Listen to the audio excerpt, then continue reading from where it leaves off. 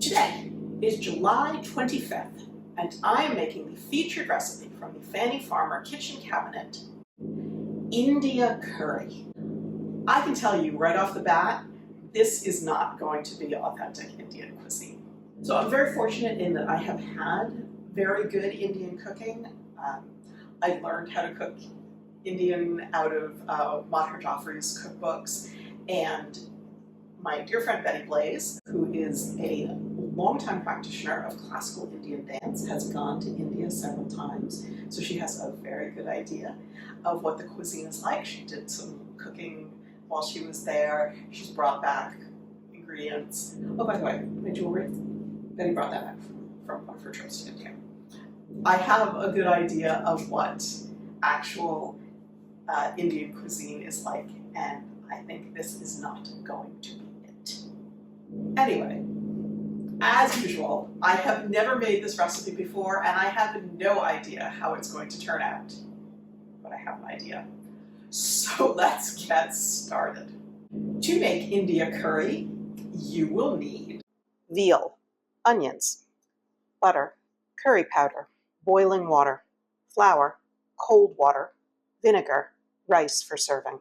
First, let us address the elephant in the room, or rather the calf.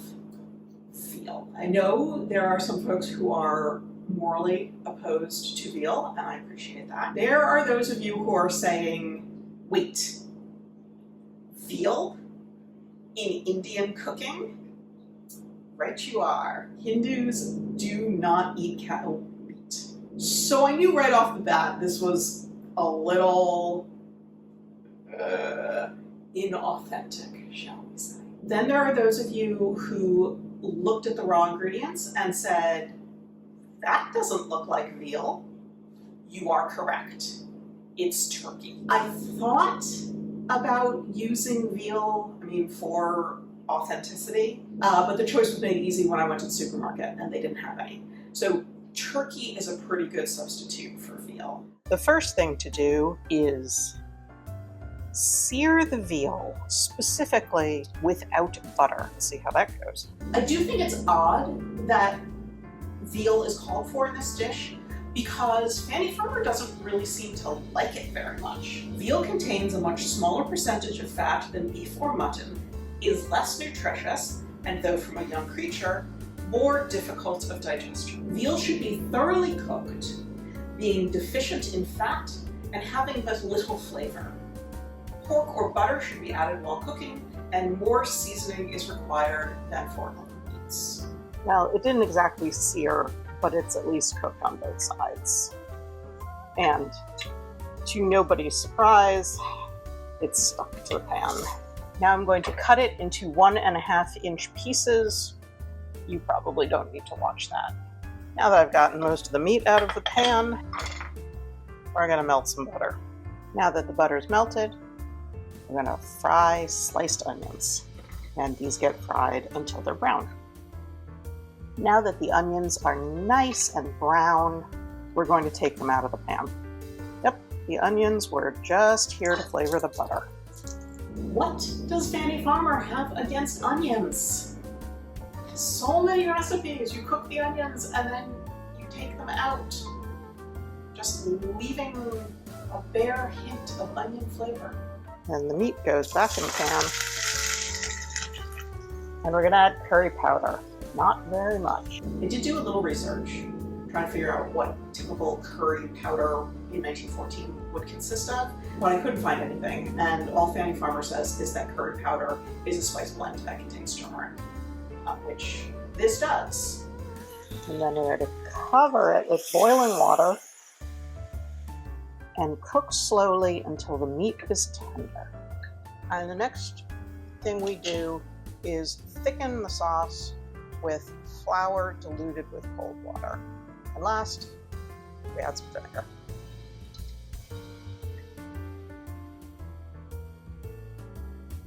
India curry.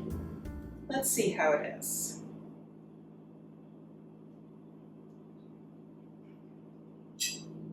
Well, it does taste like curry, since that's really the only flavor there. But I can't taste the vinegar at all. nor is it particularly oniony. So I am serving this for dinner, and it does need a little something more. The first thing I'm going to do is add the onions back into the sauce, since they are, lovely, cooked in butter, almost caramelized onions. And then I'm gonna see what else we've got to make it taste a little better.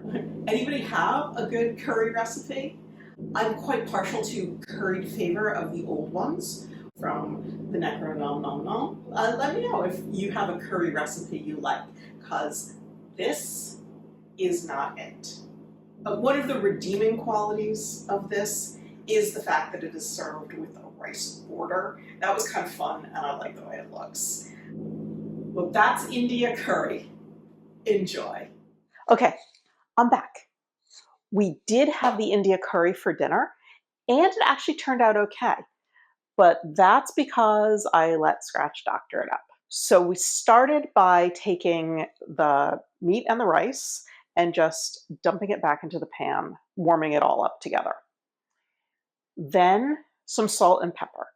I don't know if you noticed, but there was no salt and pepper in this dish, and that's kind of vital for almost everything. Then he added a splash of cream. He added some ground cumin. I don't know if there's anything else, because I left the kitchen. So for all I know, he put in some extra secret stuff. In any event, it was definitely not a dish that I would call Indian, but it was good. Fannie Farmer's India curry. As writ, kind of boring. But if you go as simple as put the onions back in, and I would chop them up a little bit smaller because I did those rounds. I had like great long strings of onions. Salt, pepper, ground cumin. Just as with so many of her recipes, just a little bit more seasoning. There you have it, India curry. Enjoy.